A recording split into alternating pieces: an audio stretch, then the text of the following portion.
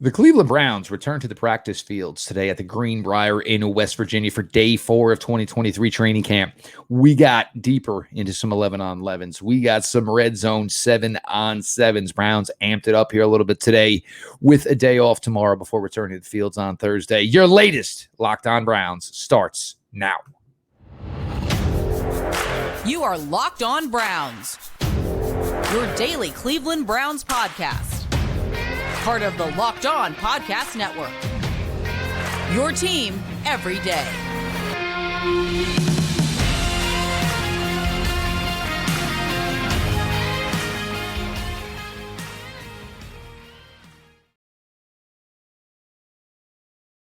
Welcome back, my friends, to the show that never ends, your daily delivery of all things Dog Pound LGB on the LOB, the Locked On Browns podcast, brought to you by the Locked On Podcast Network. Your team every day. Your host, Jeff Lloyd, 7th season now, covering your Cleveland Browns here for Locked On Browns. Could not be more appreciative to everybody who has been so supportive all the years, to all the everydayers, to everybody who makes Locked On Browns their first listen every single day. Join the crowd. Make sure you subscribe to the Locked On Browns YouTube channel. Have the notifications on so when the content drops, you guys are there to absorb it. Locked On Browns is always available, always free, wherever you get your podcasts. Today's episode of Locked On Browns is brought to you by eBay Motors. A championship team is about each player being a perfect fit. Same with your vehicle. So for parts that fit, head to eBay Motors and look for the green check. Stay in the game with eBay Guaranteed Fit. ebaymotors.com. Let's ride. eBay Guaranteed Fit, only available to U.S. customers. Eligible items only. Exclusions apply. We start here. Day 4 coverage of the Cleveland Browns practices down in West Virginia at the Greenbrier. Amped it up a little bit today. Browns with a day off tomorrow. No word yet on if a team activity. And from, knowing the area they're in, there's not really like day trips. There's not really much going on in that area. So maybe a little R&R for the guys just sitting around, shooting the BS, a little bonding, a little rest, a little relaxation, look at some practice film, get an idea what coaches are looking forward for Thursday, Friday, Saturday before the return trip to Ohio as they start to prep for their first preseason game a week from Thursday. And obviously a real big weekend for the Cleveland Browns next weekend as Joe Thomas gets inducted into the NFL Hall of Fame.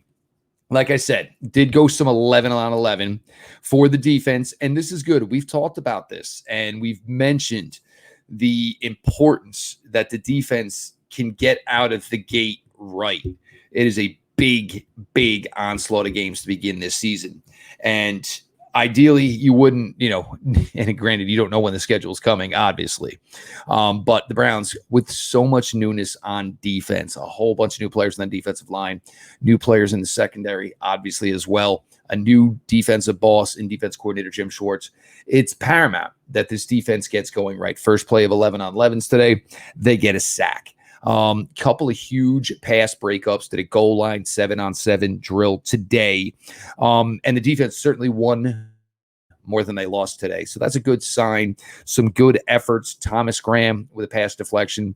Jacob Phillips, another pass deflection within that 7-on-7 goal line drill as well. You get deeper into this and, you're starting to see, players, that we haven't really gotten a chance to see under our lens every single day. The Dalvin Tomlinsons and the work ethic. The Zadarius Smith, obviously, the work ethic. Ogmaniah Okoronkwo, you don't go from where he went as a reserve player to the Rams, work your way up. And now, 2 stops and you're starting to grow as a player and you know how to play and win with the teammates you were with and find a way to carve your own niche. And that's big for a player. And I guess it's Obo. I keep hearing Coach Stefanski go Obo. If that's what we're going with, Obo makes it easier on me than trying to rattle off Ogmaniah Okoronkwo every single time, even though I did spend weeks trying to learn it. Linebacker-wise, it was impressive. You got to see and fighting off, the one-man sled, getting some, and we always called it was just pop. You weren't taking anybody down. You were just getting that initial pop. But you were able to see Sione Takitaki participate in that drill. And, for the most part, looked good, moved good. You got to see Anthony Walker participate in that drill, look good, move good. I'm going to say this, though. Jeremiah Usu-Koromoa, and you just want to talk athletic, smooth. That's Jeremiah Usu-Koromoa. Everything about him is just smooth, concise. He's just got it. And you really, really think that this is going to be the year it's all going to start to come together for a player like Jeremiah Usu-Koromoa. I believe it was an article from Bleacher Report named him as a Browns breakout star here in 2023. I think I agree. I truly do. I think this is going to be the year it all comes together. He's got solid veterans to lean on in Sione Takitaki, obviously Anthony Walker. But there's got to be that understanding within JOK himself that this is his time. This essentially could be his room, should be his room. And for JOK, this is probably the year it all starts to pop together. Looks incredible. Looks to be in incredible shape. And we'll see over the coming weeks, how ready Jeremiah Usu-Koromoa is to take that next step in his career.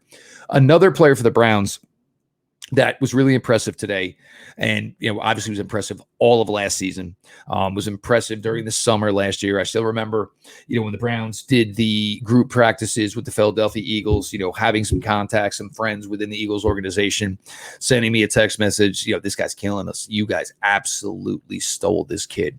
And he's got the length. He's got the physicality. He's just got a dog in him. He just does not like to lose any rep, whether it's, obviously trying to stop, a running back, and that's where I think it's really impressive. 63 tackles for a rookie cornerback. It's not good that your cornerback has to get that many tackles. Never that good. But the fact that he was that physical last year. And one of the big knocks on Martin Emerson coming out of Mississippi State was, can he use his physicality and can he control it? Because the NFL, a rookie cornerback, you're getting really handsy. You're going a little chippy here. They're going to throw it on you. It's just the way the game works. He was able to control himself. But today on the field, and look, everything's smooth. And I think you're starting to see a side of Martin Emerson where the confidence is really, really starting to come together for him. I think he's starting to understand how good he is, how good he can be in this league. The Browns are in a really, really nice situation here. You got 3 solid cornerbacks on your roster. You've got 3 solid safeties on your roster. For a team that feels they're going to be winning a lot of games, playing from ahead, you feel more confidence, not like week 2 last year against the New York Jets. You feel more confidence in this secondary that if it comes to the point where, hey, the other team's going to have to throw the ball the entire second half because we got a lead, you've got a lot of confidence that this secondary is just sitting there saying, let's go, bring it, because that's the type of guys these are. And I think when you see with a guy like Jim Schwartz, he's going to put these guys in the best situation to succeed. And if it means we're going to play a bunch of man, because I got faith in my guys. I got 2 first-round picks at cornerback. I got a top 75 pick at cornerback. I've got Juan Thornhill. I've got Grant Delpit. I've got my guy, Rodney McLeod, who's already played for me. This should behoove the Browns very, very well with this strong secondary and the way the defensive line is shaking up. Obviously, defensive line is still a little tough to talk about right now. We'll learn more when the pads go on. The initial rumors were Thursday the pads were going to go on. It appears now it's going to be Friday and Saturday. The Browns will go to pads with a Sunday day off, which means start traveling back up to Ohio, of course. But all in all, this was a good day for the defense here. And I'm not saying it was a bad day for the offense, but it was a good day for the defense here, ending day 4 of training camp for your Cleveland Browns. We're going to switch it up here. We're going to talk some offense here. Got some names that, seem to be showing out a little bit that maybe we aren't totally expecting. And that's good. When you have guys missing time, you're hoping that the opportunity is there for other guys to step up. And to this point, it has been just that. Jeff Lloyd, your latest Locked On Browns. I appreciate everybody for being along for the ride.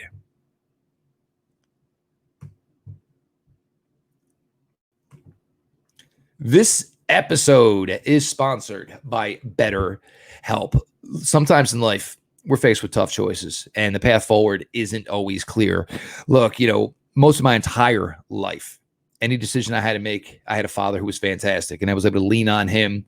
And sometimes he would give me the advice I wanted to hear, or sometimes he would just tell me, son, I think you're wrong here. And most of the time, the advice he would give me would be the advice I would go with. So whether you're dealing with decisions around your career, relationships or anything else. Therapy helps you stay connected to what you really want while you navigate life, so you can move forward with confidence and excitement. Trusting yourself to make decisions that align your values is like anything. The more you practice it, the easier it gets. Therapy may not be for everybody. I was somebody who was naive to it, but you want to know what? When you can do it with someone who is kind of removed from your life, these are people maybe you want to talk to. These people are going to only look out for you and give you what they feel is the best advice for you. So if you're thinking of starting therapy, give BetterHelp a try. It's done entirely online, designed to be convenient, flexible, and suited to your schedule. Just fill out a brief questionnaire to get matched with a licensed therapist. And if it doesn't work out, you can switch therapists at any time for no additional charge. Let therapy be your map with BetterHelp. Visit BetterHelp.com/lockedon today to get 10% off your first month. That's BetterHelp, HELP.com/lockedon.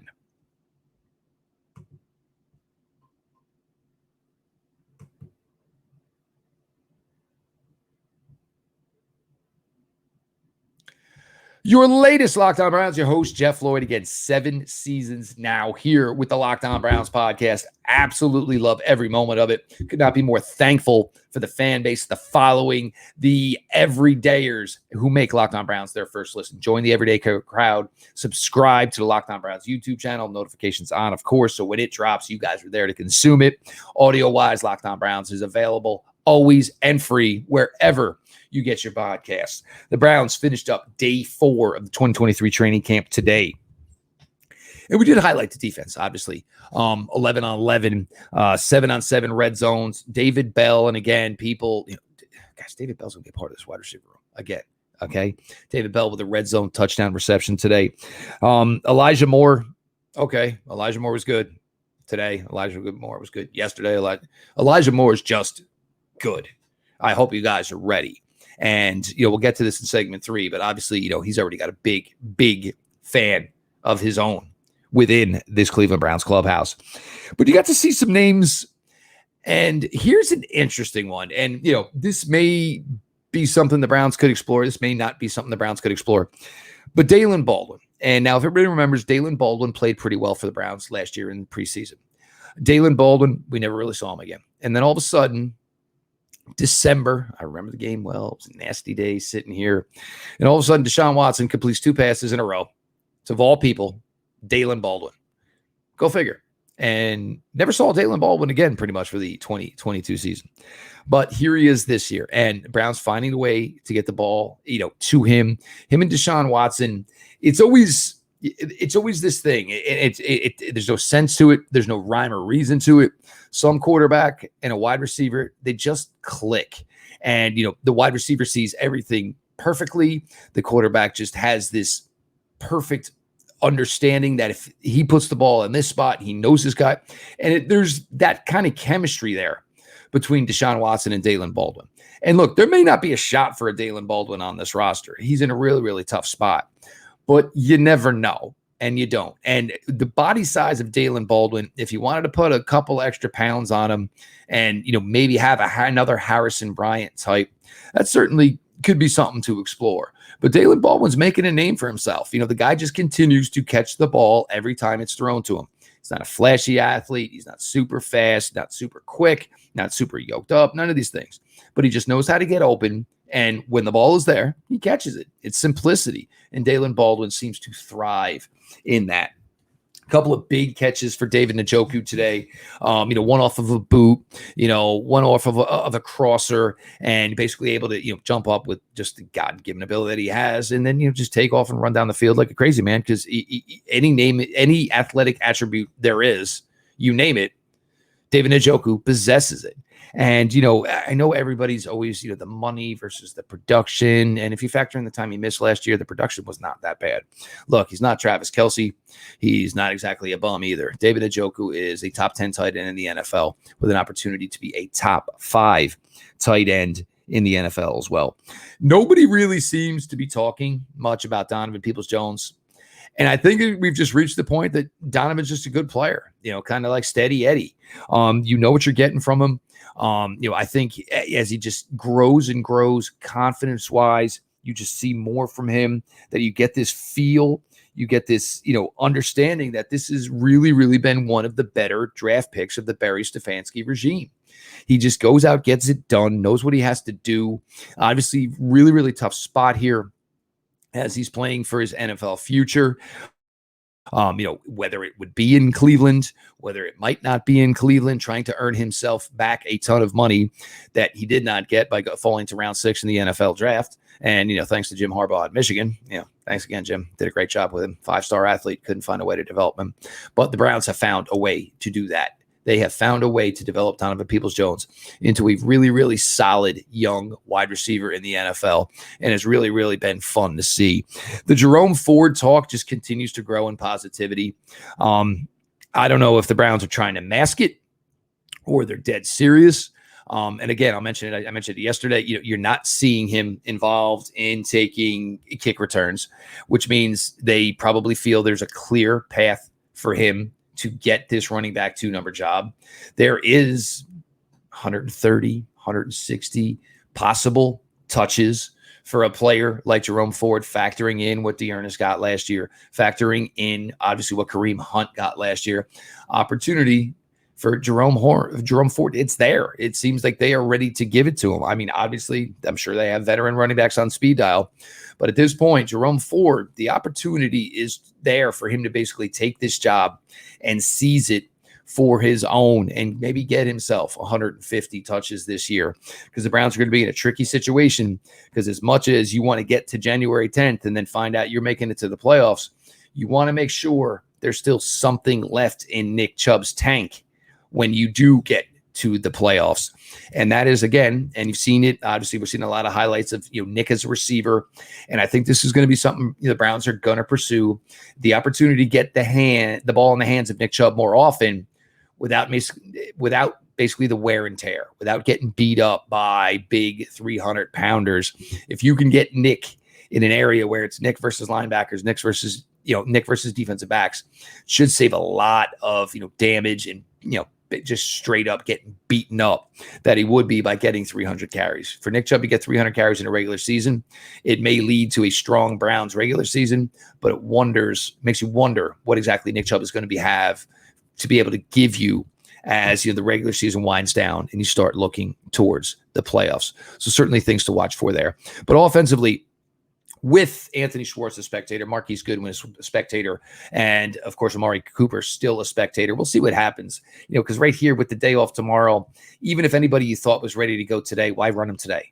You know what I'm saying? Give him that extra day, and we'll see you on Thursday, and let's get going. Offensive tackle rookie DeJuan Jones was back at practice today, so his 2-day hiatus, obviously illness, over with. DeJuan Jones back on the field.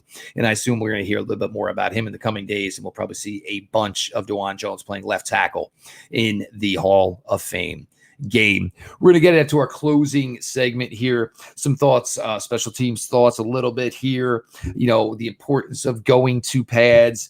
And of course, Greg Newsome and Myles Garrett speaking with the media, and just some general thoughts from there. Jeff Floyd, your latest Locked On Browns. I appreciate you all for being along for the ride.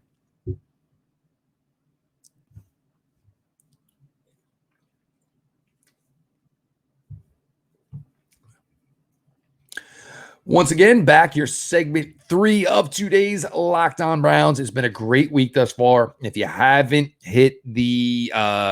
seen the previous 2 episodes, obviously a lot of talk yesterday about Elijah Moore.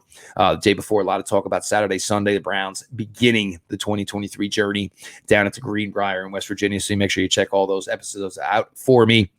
And of course, make sure you subscribe to the Locked On Browns YouTube channel. And of course, Locked On Browns is always available, always free, wherever you get your podcast. So Greg Newsome, and I don't know if Elijah Moore wrote the check. There was a Venmo involved. But Greg Newsome, was asked today about, new teammate Elijah Moore. And, Greg obviously saw him a lot in week 2 playing the slot. He's been playing inside, and we're going to get to that in just a minute. And so he knows Elijah Moore pretty well. And, Greg Newsome basically telling the NFL, you all better be ready. And you all better, not be surprised when Elijah Moore goes out and does what Elijah Moore is capable of doing. Again, 2020 at Ole Miss, 86 receptions, 8 games, 86 receptions, 3 200-yard games. Again, out of 8 games. Greg Newsome, big fan of Elijah Moore. Greg Newsome, Northwestern guy. Greg Newsome, pretty smart. Greg Newsome, and talking about this year, and obviously, we've seen him on the inside. And I think for Greg, I don't think it's an inside versus an outside thing. You notice a little twinkle in his eye when Greg Newsome mentioned, man, look, you're a cornerback. You believe you are the goods. You believe you have the talent. You want to hear, we're going to play man. It's the DNA of a cornerback. I don't want to play zone. Give it his guy. I will take him. I will shut him down. And I have a feeling we're going to see a little bit more man early on, and maybe some of us expected, because I think that Jim Schwartz is going to give these guys the opportunity to go do this and go play some man. And then if it doesn't work, maybe then we'll start looking at plan B, plan C, plan D, and starting to do some other things here, disguising coverages, et cetera, et cetera. But I think the belief is that these guys are that good and these guys have that type of ability that he can go ahead and do this. Obviously talked about a switch to number 0. So obviously, some chuckles about that, but Greg Newsome going to rock the number 0 this year.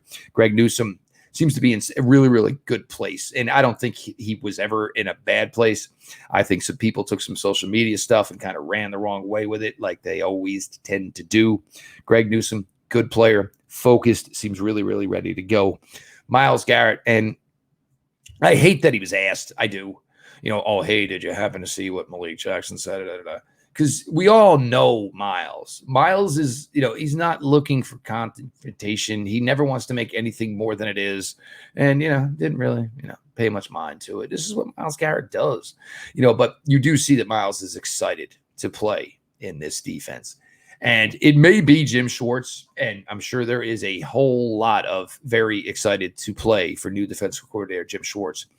But also there is a whole lot of, did you meet my new buddies? Did you meet Dalvin Tomlinson? Did you meet Za'Darius Smith? Did you meet Ogbenaya Okoronkwo? Because, I'm sorry, Obo. Okay, right? So I think Myles is starting to understand just how good and just how deep this group of players is around him. As we said last year, the second leading sack total on the Browns was 3. Za'Darius Smith, Obo, come in, 15 combined sacks last year. That is a huge boost to this room.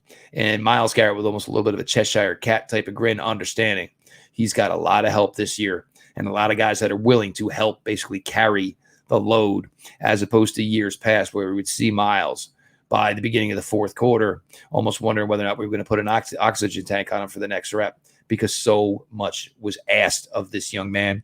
I do believe those days are over. Myles has got a unit around him, guys that can play around him who, I'm not going to say are just as capable as him, but are pretty damn capable themselves. Special-wise, we got to see a couple things. It was nice to see Jakeem Grant. And it was just a couple of clips. And I don't need to see the long speed. What you need to see is just the overall quickness, because that is what the first question is going to be with the Achilles is, how quick are you just standing still, left, standing still, right, backtrack. You saw it, and just a quick punt return drill. And, for Jakeem Grant, and look, the opportunity is there. It is. We don't know what's going to go on with Marquise Goodwin. We don't know how long this could possibly go on. Anthony Schwartz certainly did a few things today, but, even if you thought the door was still a tiny bit open for Anthony Schwartz, the less and less he's on the field, the more and more that door closes, opening up a door for a guy like a Jalen Darden who can contribute as a return man, Jakeem Grant who can contribute as a return man as well. And you have this odd spot because, the Browns, you had Jakeem Grant for a hot second, and then all of a sudden he was never part of the plans. The Achilles blew, and the Browns made him a focal point last offseason to try to go out and get this guy. They thought he could help this team, help this roster in a variety of ways. And the thing with Jakeem Grant, and even Jalen Darden to some extent, when you see what we're doing and you see what the Browns are doing with Elijah Moore and using him in a variety of roles, whether it's splitting out wide, splitting him in a slot, jet motion, handing the ball on reverses, if that does work out and it does become a big part what happens if Elijah Moore's got to miss a game? And this now became a huge part of what your offense could do. There's got to be guys who could maybe fill in, step in, and give you some of what Elijah Moore gives you. Because if he becomes the factor that I think he's going to be, if God forbid he's got to miss a game, you've got to be able to somebody that can contribute in some of those capacities. And I do think that a Jakeem Grant, a Jalen Darden, these are guys that can kind of give you that as well. So the Browns, a good day today. Pads will be coming, and now this is where business picks up, and there's no joke about it, because once it goes on, and any football player that's ever, helmets on, pads on, strap them up, put the mouthpieces in. It's a whole new world, because even though practices now are so much more controlled, so much more, teammate friendly than back in the day, live is live, and you don't want to get caught looking like an idiot. So you're going to go 100 because the guy across from you is going 100.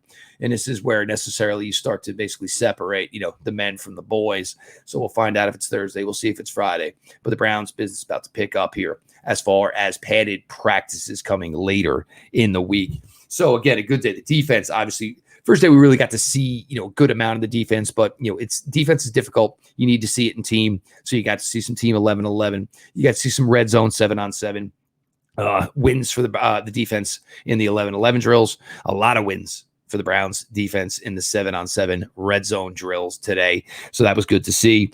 Offensively, we're seeing some guys make plays that maybe don't necessarily have secure roster spots, but when guys miss time, other guys get opportunities. So it certainly creates for, the opportunity, and these guys are stepping up. And, to think that we're talking about a guy like Dalen Baldwin, having a nice day. Just funny the way things kind of work out here. Obviously, Genu presser, obviously Myles Garrett presser, and of course the pads will be going on later towards the end of this week for the Cleveland Browns.